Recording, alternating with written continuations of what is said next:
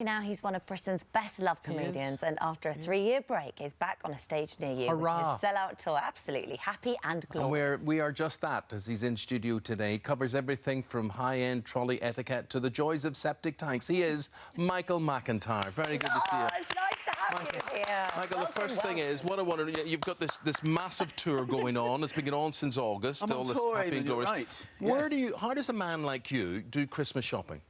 Oh, I haven't done any. I haven't started. Have you not done anything? No. I'm very confused about shopping this year. I don't understand this Black Friday thing. Yes, Cyber Monday today. I feel like it's a bit of a rip-off. Well, you can't... They just keep changing... They're trying to get us to shop every day and they keep changing it.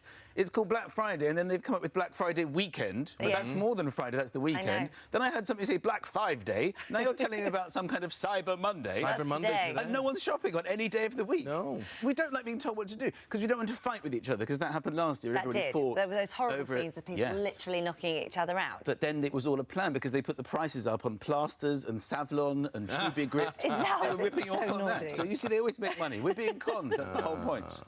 And how? I mean, this is a 60-day tour that you're on at the moment. So you are travelling all over the. Are you good at touring? Do you like living out of a bag, or are you sort of... I've been all right. I mean, you know, it depends how it's set up geographically. Recently, I've been away a lot, travelling much further away, lots of airplanes. I was in Newcastle on... Is that your Geordie accent? Everywhere I go, I have to be honest, I do try and do the accent. Which is your favourite one, then? If I'm honest with you, it's probably Belfast, Eamonn. Seriously. They also quite like it when I do it.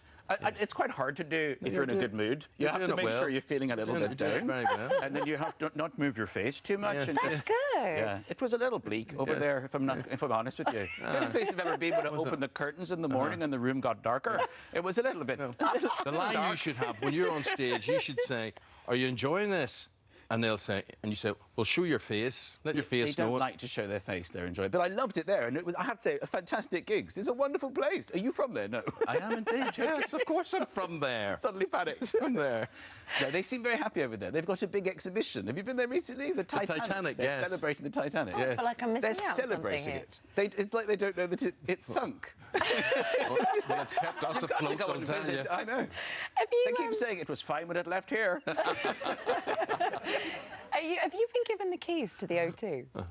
Oh, yes, this was they gave me a symbol. I don't know if... So not the actual physical key. I've done a lot of gigs at the O2. I don't know how many it is now, 27 I think it's 27 you've done, yeah. So they gave me and some other people who have done over 21. Prince, One Direction. Prince, One Direction, and Take That.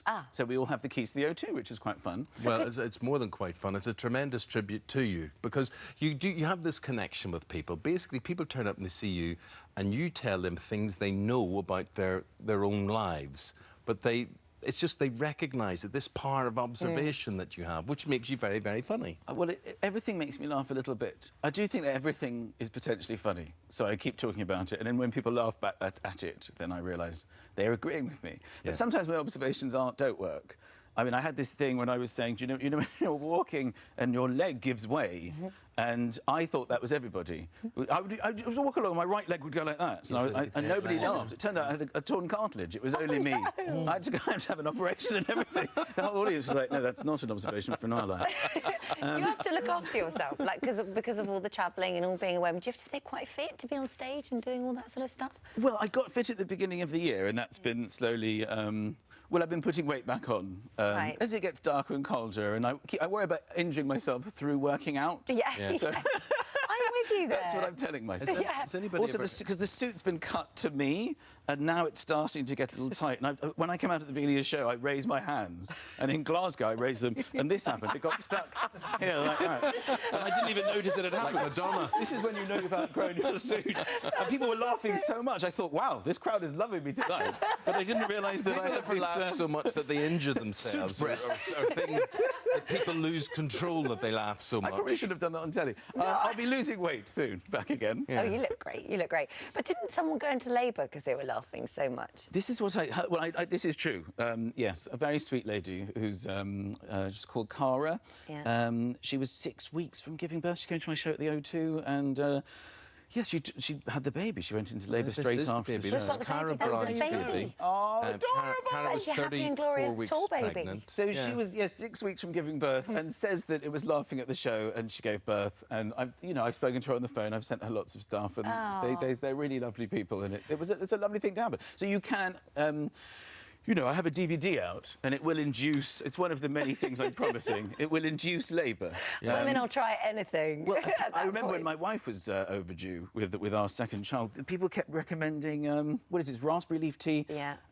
Curry Curry. and having sex. Yeah. Curry and sex. There's no prize in for guessing who may have come up with that theory. Well, indeed.